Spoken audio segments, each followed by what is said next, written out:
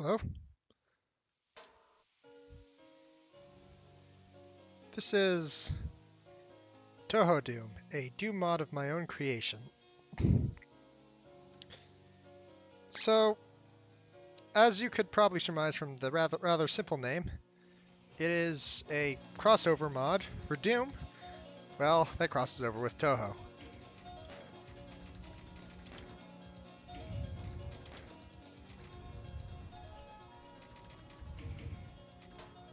And this is a run that is going to be a combination of two things. The first is it's going to be a run on the Lunatic difficulty, which I've labeled for crazy people. As the maker, I'm pretty certified crazy. And I guess we'll get right into it, and I'll explain a bit more as we play.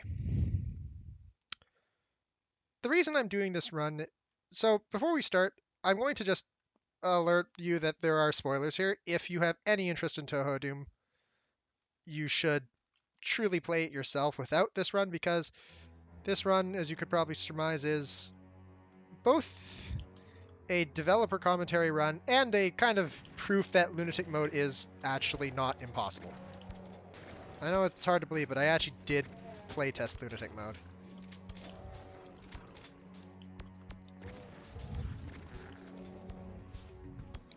So, Touhou Doom got its start in a kind of funny way, because originally there was a much older Touhou Doom, and I won't talk very much about it except where it is actually relevant. But in the end, I realized I liked both Touhou Doom, and I thought I could do a better job. The first draft was a test of the boss system, which will be explained more in depth in later fights, and it was literally nothing but a box. And I guess I'm doing this run because it's very easy to get the impression that some people are just magic and can wield their editors to do whatever. I want to dispel that notion by explaining the very long dev process this thing had.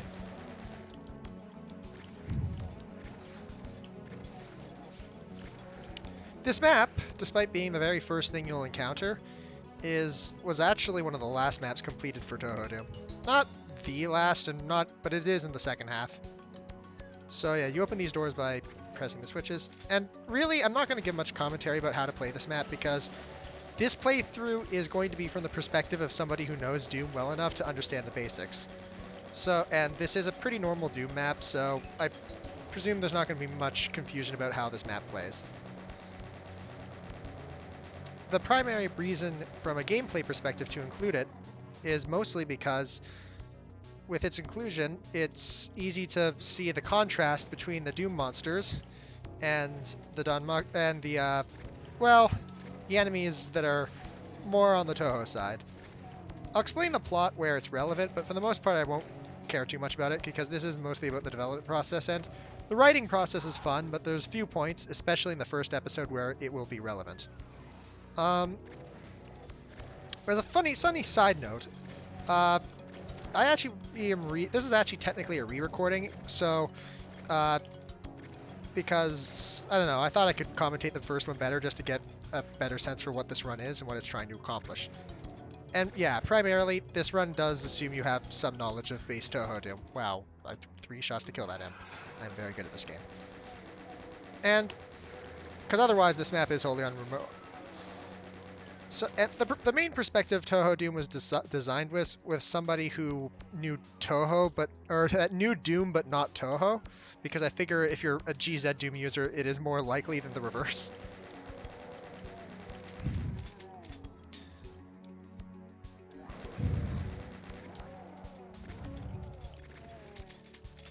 And yeah, these panels kind of tell you bits about the story, but I'm not going to really bother with them because, again, this playthrough is not meant to be a kind of welcome to Touhou Doom.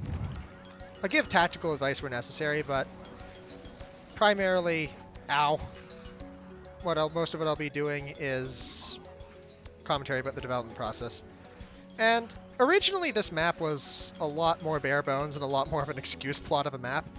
And yes, the entire game's plot is more or less an excuse plot, but I did have a lot of fun writing it, and I did put a surprising amount of effort for a story that just goes out of its way to not take itself seriously.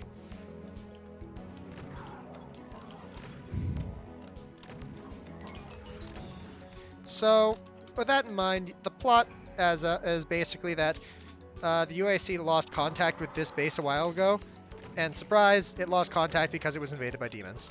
By which I mean, to absolutely nobody's surprise. Let's not die that early. Revenants are annoying like that.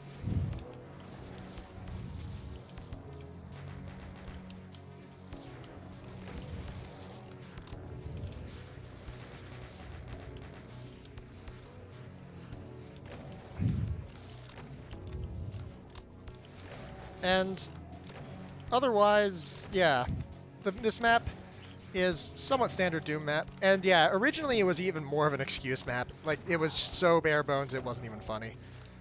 That is because when I started this project, I didn't know how to map at all. And this is something that will unfortunately be somewhat, not obvious, but slightly obvious during the first couple of maps. And the mapping quality as a result goes up as you go through the WAD, as I just got better at this. Otherwise, yeah, there's not too much to note about this map. It was one of the last things I completed. It was the last thing that's not part of episode 4. Touhou Doom, I basically didn't explain this because I kind of assumed you know it, is split into 4 episodes. The first of which is the first 4 of which are kind of normal, and yeah, then there's a bonus extra story. That's kind of its own thing. I'll get into that as when we actually get there. So what monster did I miss? Well, that's embarrassing. But this brings us to the first real map, and that's why I re-recorded. Originally, I did these 2 maps in separate, but the first map is kind of an excuse and a long introduction. So, a friend of my brother's, my brother being the main tester for Touhou Doom, kind of pointed out the dead demons, that she liked the touch because it felt like, to quote her, the visual equivalent of a record needle scratch. That's because the demon portal thing was not actually a portal to hell. It was a portal to Gensokyo. And it's one of those things where you could go, oh no, the demons have invaded this world. And then, well, that's what happened to them. It's a little touch which I entirely forgotten I had done, but it was one of those funny things where it's like, oh yeah, I forgot that was there. But it worked. It's a nice little environmental touch. And if you remember that for episode 3, there's kind of a funny thing that happens. But I'm getting ahead of myself because we're still in episode 1. This is the first Gensokyo map. Fans of Touhou 6, Embodiment of Scarlet Devil, will recognize the inspiration that these fairies take, because these are literally from Touhou 6.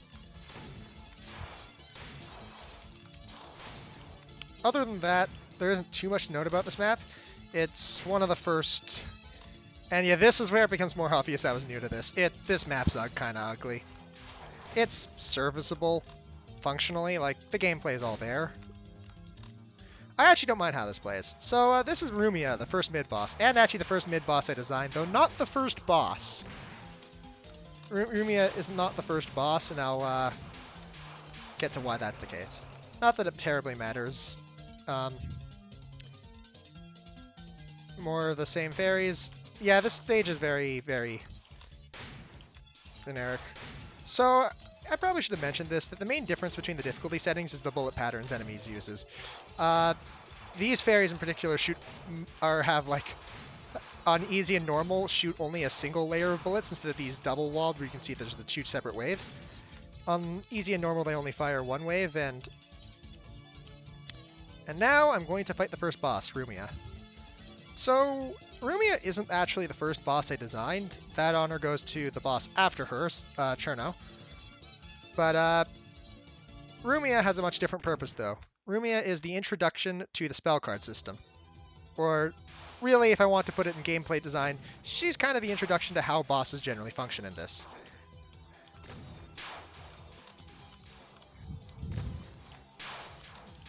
The chain gun is... So, a bit of tactics advice. The chain gun is actually very, very useful here, because you can attack it at range. I'm being kind of foolish and arrogant and trying to only use the super shotgun for the first 3 waves, but the thing is that, yeah, you can snipe it at long range like this. This spell card, although it looks intimidating, is a good introduction to the concept of what's called streaming. It's a Danmaku term, and basically it refers to the fact that anything that's aimed at you, you can dodge at a distance by a simple tap.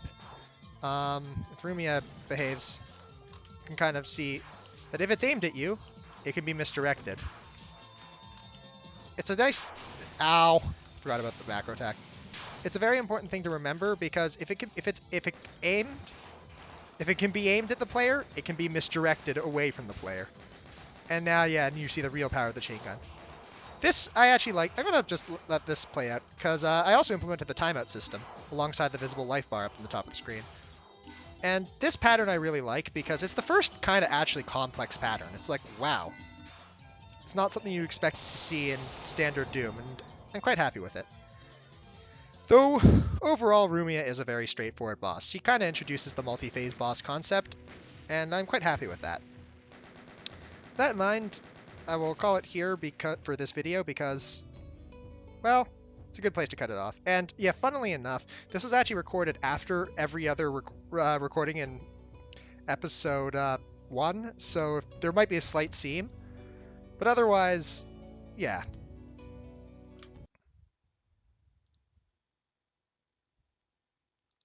I guess I'll see you on the next map. It'll be past me talking.